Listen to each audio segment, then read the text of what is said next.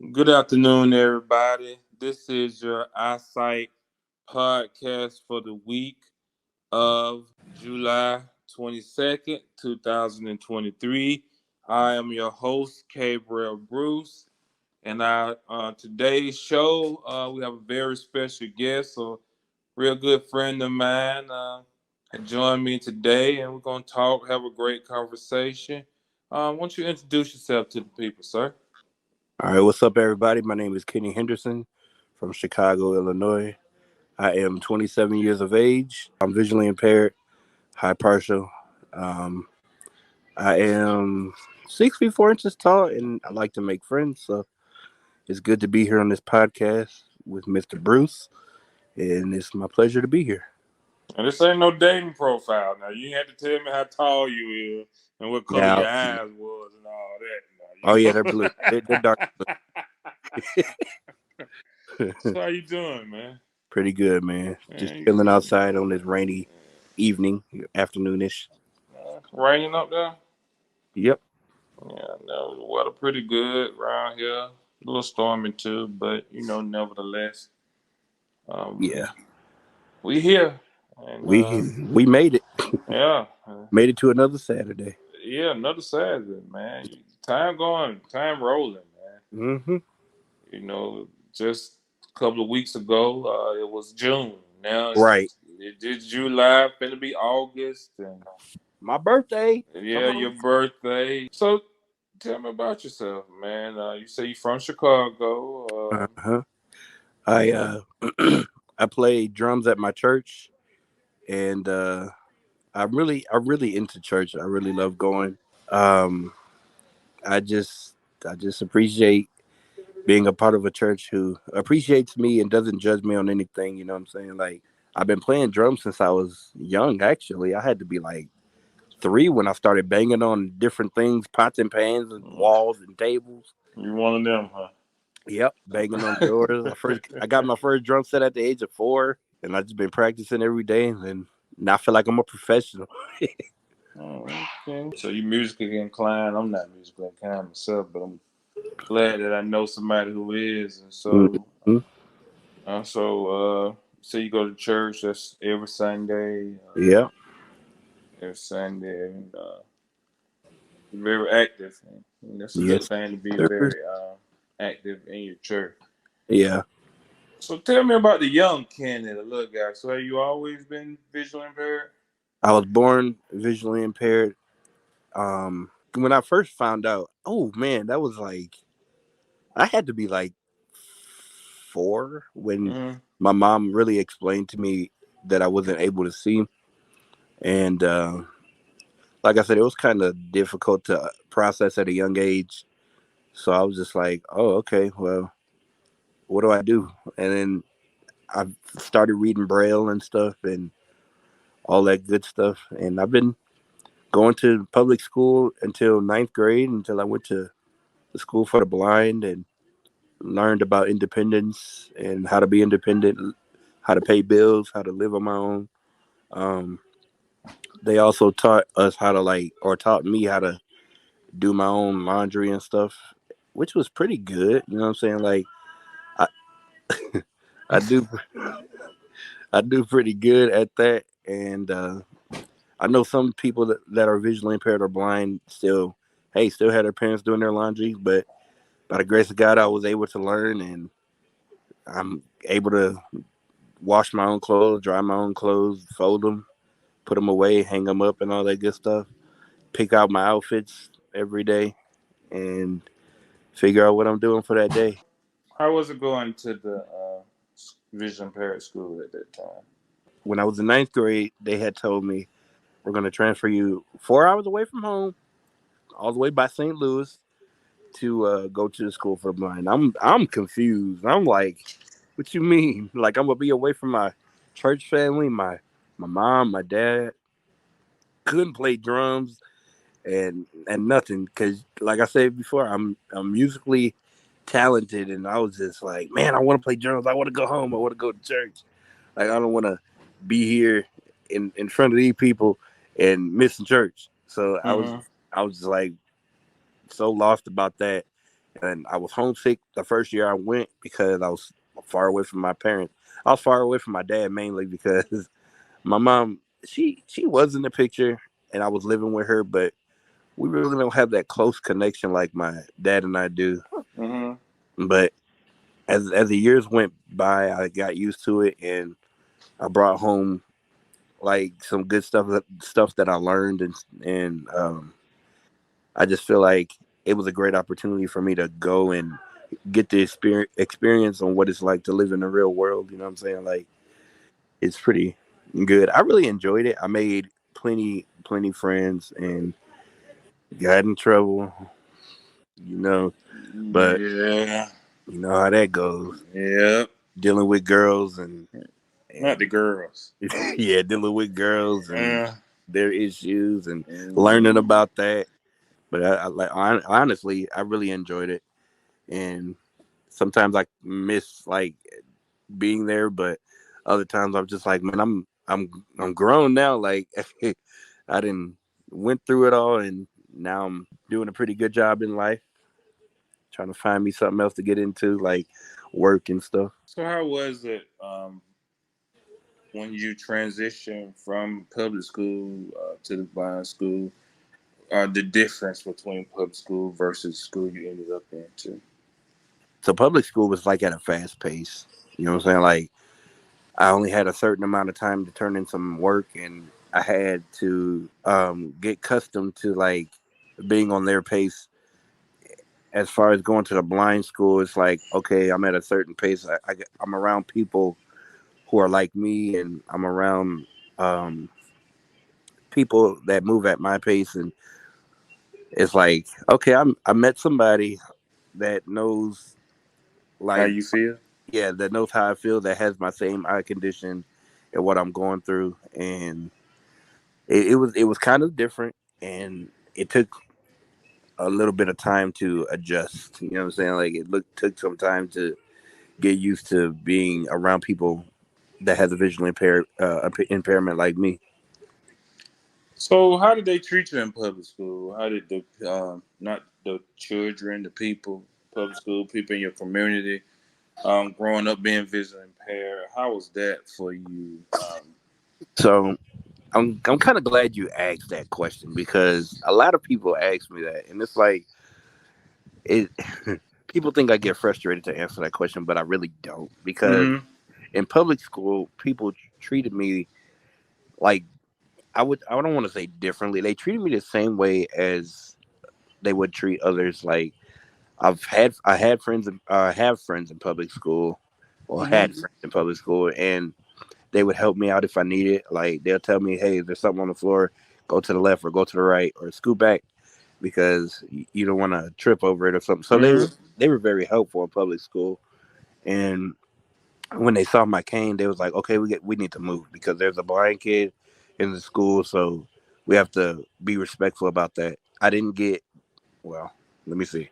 I did get bullied in school because I was young and short at the time, and they thought they could pick on me and shove me in the lockers and stuff. But other than that, I had a group of friends who I hung out with and that respected me and all of that stuff. They had no choice but to respect me because my dad worked at the school that I went to, and he Mm-hmm. was security guard. My dad's a pretty big guy, so Oh, okay.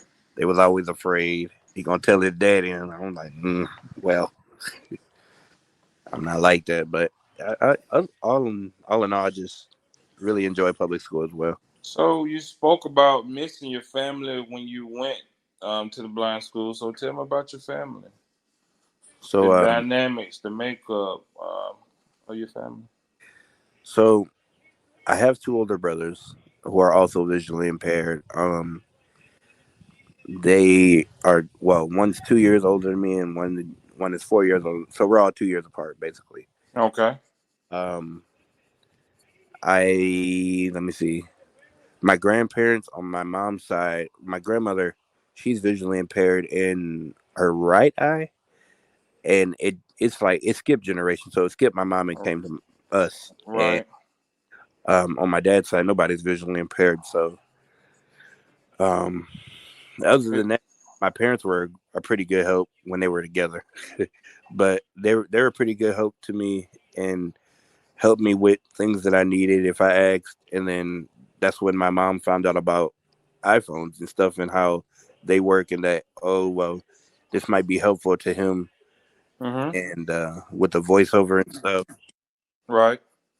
So I'm just like, well, because at first I was like, man, I don't want no phone. Like, I just like to be out and active and figure out like what the world is like. Until my mom was like, well, just try it out. It might help you. You need to have a phone, because I got a phone at a very young age. I was like 12. Yeah, one of them old flips or one of the remote phone.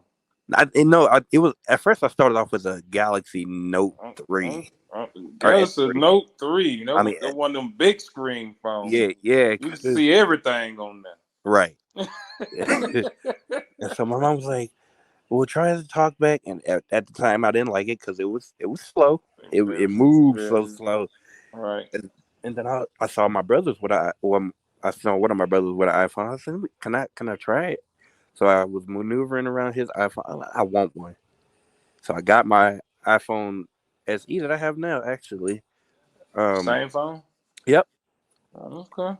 So I had that for a while, and then I like it, and it's helpful.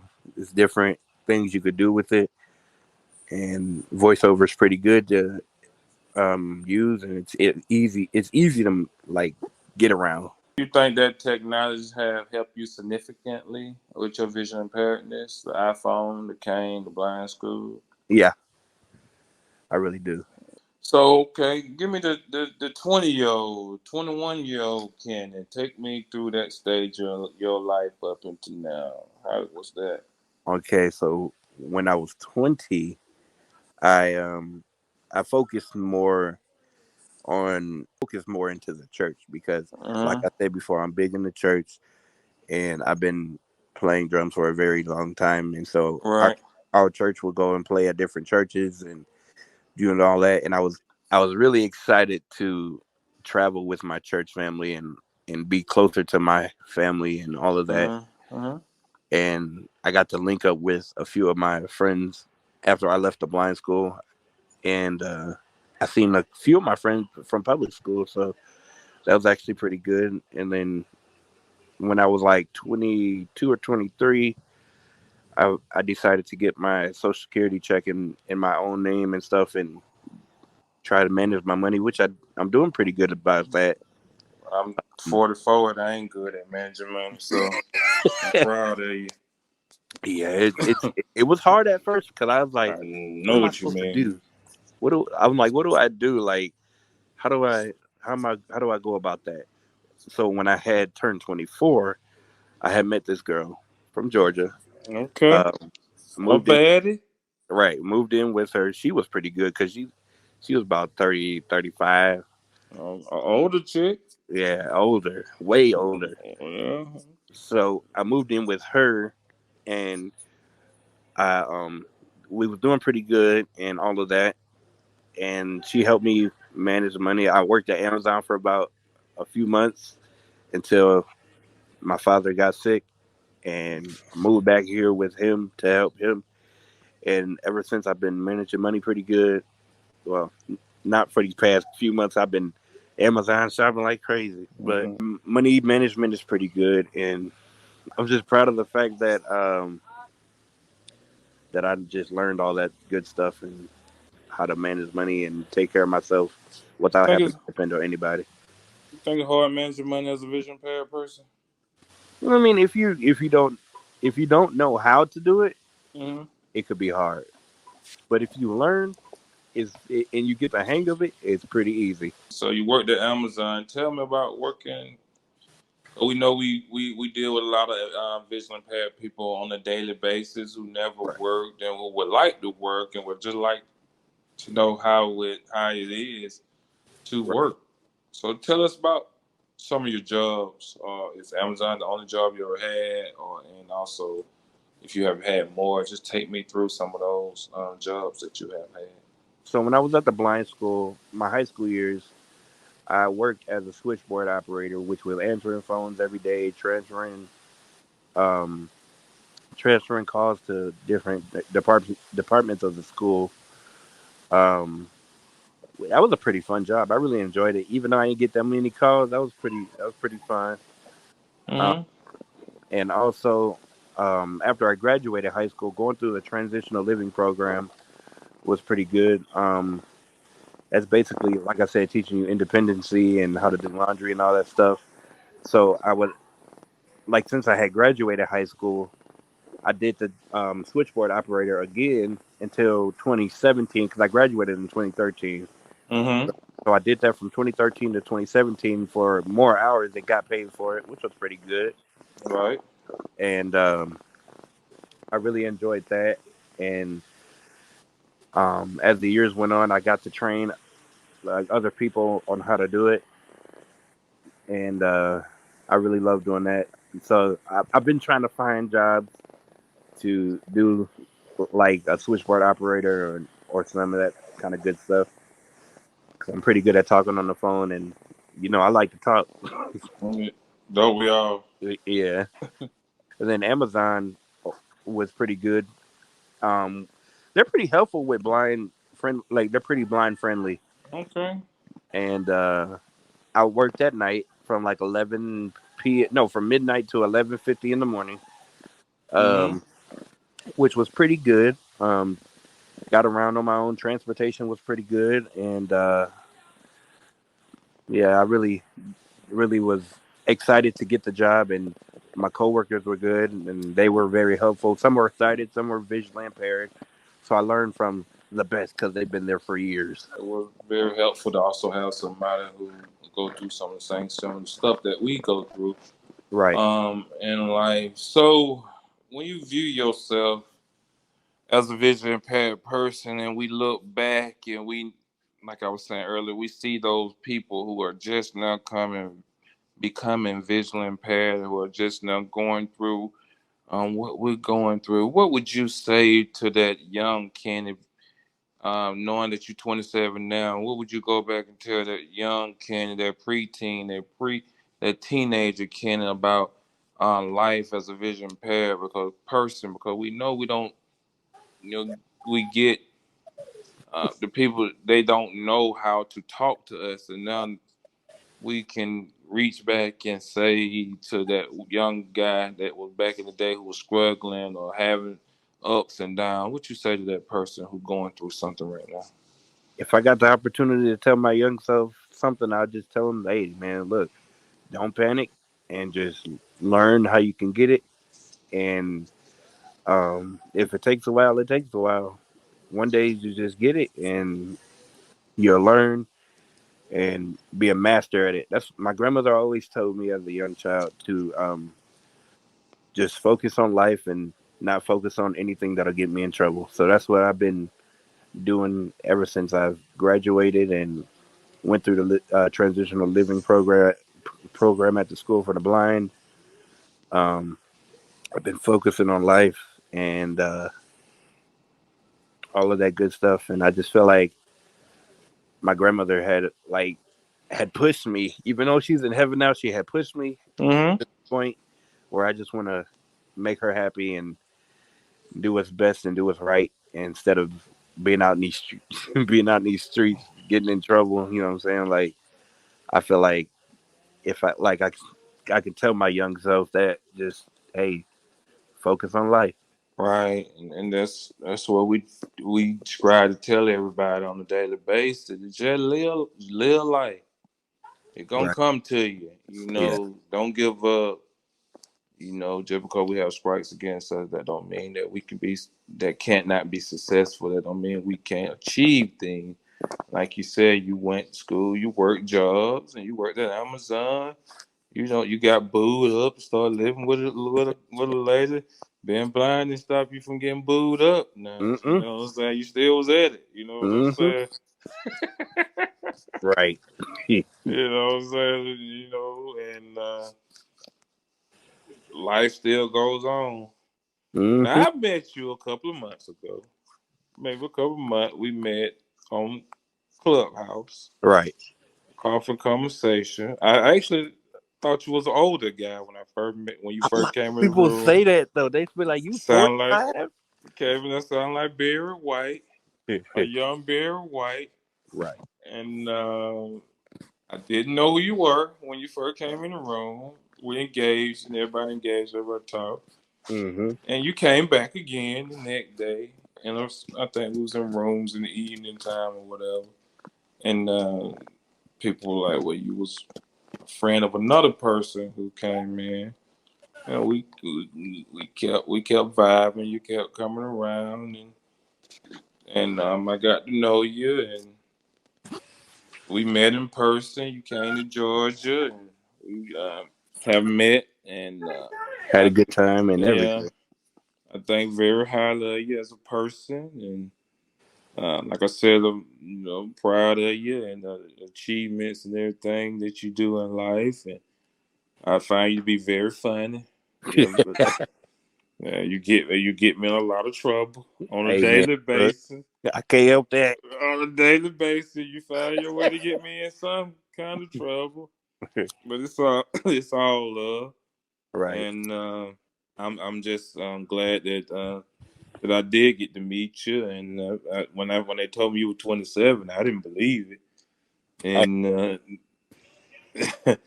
and so we converse on a daily basis, and just getting to know you as a person is a privilege for me. You do impressions. They say you mock me sometimes. I do. Somebody thought I was you the other night. I was like, wait a minute. Oh, you not do that no more. So you go in. I heard you go around in a room, and making impressions. And so, what's your in the celebrities? Anybody you do real good? What's So your my favorite one to do. I don't know if you watch the Boondocks. So my favorite one to do is Uncle Ruckus. let go, let go. Oh, he put me on the spot now. No, you know I didn't fit to go though. Oh, I kind of figured that was coming. You know it. Come on and everybody, it's Uncle Ruckus coming to you live from Coffee and Conversation. It's July the 24th. I can't do it. I'm making myself. Come here, cloudy day outside. It's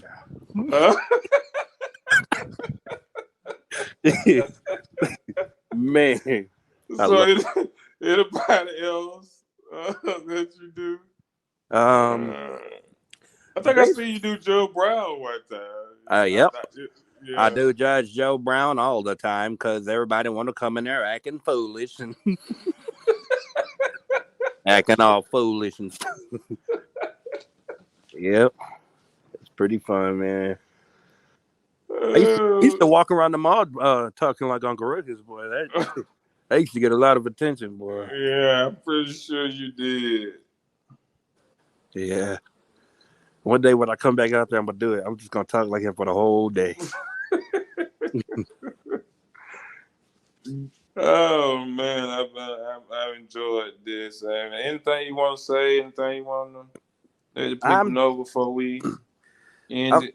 I'm just glad to be a part of the iSight family. I'm just glad Oh, that we got to meet and um basically our families got to meet each other. You know what I'm saying? Like, cause my brother, my oldest brother, he wasn't really into traveling with me mm-hmm, and mm-hmm. helping me out a lot.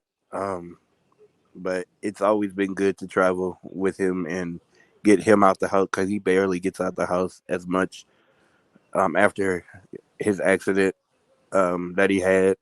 So he was just, oh man, it's just been rough. But it's just been a blessing just to be a part of this group or this family, basically, and getting to know everybody. Community. Right. Well, community, man. Yeah, and I just enjoy like how we can sit and have a conversation about random stuff and it turns into a serious conversation and people putting their input and stuff and it's just been good. So I just appreciate you guys so much and waking up every morning, every early morning, even Yeah. on a Saturday. Even on the Saturday, man, you had me up on the Saturday, man.